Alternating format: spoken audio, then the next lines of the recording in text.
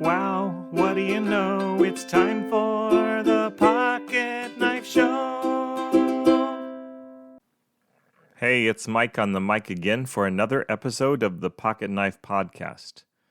Questions have a way of getting conversations started, don't they? I read Captivate by Vanessa Van Edwards a couple months ago. One of the chapters in her book talks about sparking conversation through great questions. The questions she suggests are designed to get to know people at a deeper level. What's your story? What was the highlight of your day? What personal passion project are you working on? I've used a few of these as I've talked with adults in person and over the phone. What I've learned has been good. But what's been most fun is making up questions to ask the kids I supervise during their lunch hour at school. The first day I asked, what's a food you really like that you don't think I've tried? Some of the answers were things I've actually tried, of course. I'm pretty adventurous when it comes to delicacies, but there were things I'd never even heard of which sounded delicious. The next day I tried to connect with them by asking, what's your favorite YouTube channel? That question told me these kids' main aim in life is to succeed at video games.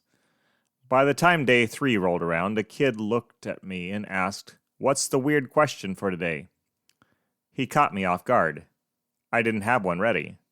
Since that day, I've always come prepared.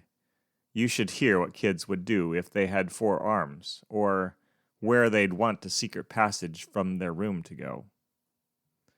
Dr. Martyn Lloyd-Jones, a pastor in England, used to ask a question when people came to him for counseling. His query was much more serious than, what would you add to a chicken to make it better, or would you rather be a camel or a penguin? Here's what he'd ask people as they sat across the room from him. Right now, are you a Christian? Are you a child of God? How would you answer that one? Answer it for yourself. Are you a Christian?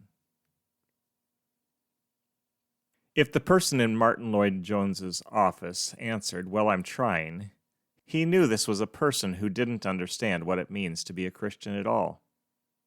Here's a person who wants to be a hired hand and doesn't understand the deep security of having sonship conferred on you. Perhaps you know the story of the prodigal son. Youngest son demands his share of the inheritance, cashes in what he's given, lives it up for a time, then loses it all at the same time a famine hits the land. He finds himself slopping pigs for next to nothing. The pig's food looks tasty to him. Let me read Luke 15:17-19, which reveals what happens next to this broke, destitute man who's alienated himself from his father. When he came to his senses, he said, how many of my father's hired servants have food to spare, and here I am starving to death? I will set out and go back to my father and say to him, Father, I have sinned against heaven and against you. I am no longer worthy to be called your son. Make me like one of your hired servants. This is the well, I'm trying thing Dr. Lloyd-Jones was talking about. It's an attempt to earn things from God. Salvation, provision, protection. It's not the way to get what you need from God. I know that because of the way the father responds to this speech when the son gets home. The father in the story, that is. Look at what happens next, starting with verse 20. So he got up and went to his father. But while he was still a long way off, his father saw him and was filled with compassion. He ran to his son, threw his arms around him, and kissed him. The son said to him, Father, I have sinned against heaven and against you. I am no longer worthy to be called your son. But the father said to his servants, Quick, bring the best robe and put it on him. Put a ring on his finger and sandals on his feet.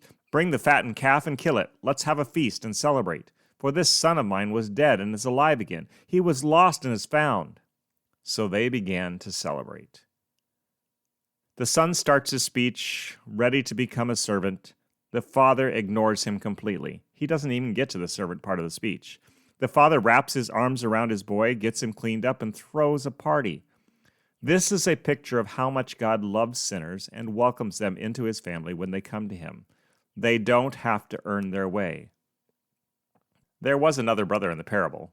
His story starts at verse 25. Meanwhile, the older son was in the field. When he came near the house, he heard music and dancing. So he called one of the servants and asked him what was going on. "Your brother has come home," the servant replied, "and your father has killed the fattened calf because he has him back safe and sound." The older brother became angry and refused to go in, so his father went out and pleaded with him. But he answered his father, "Look, all these years I have been slaving for you and never disobeyed your orders. Yet you never gave me even a young goat so I could celebrate with my friends.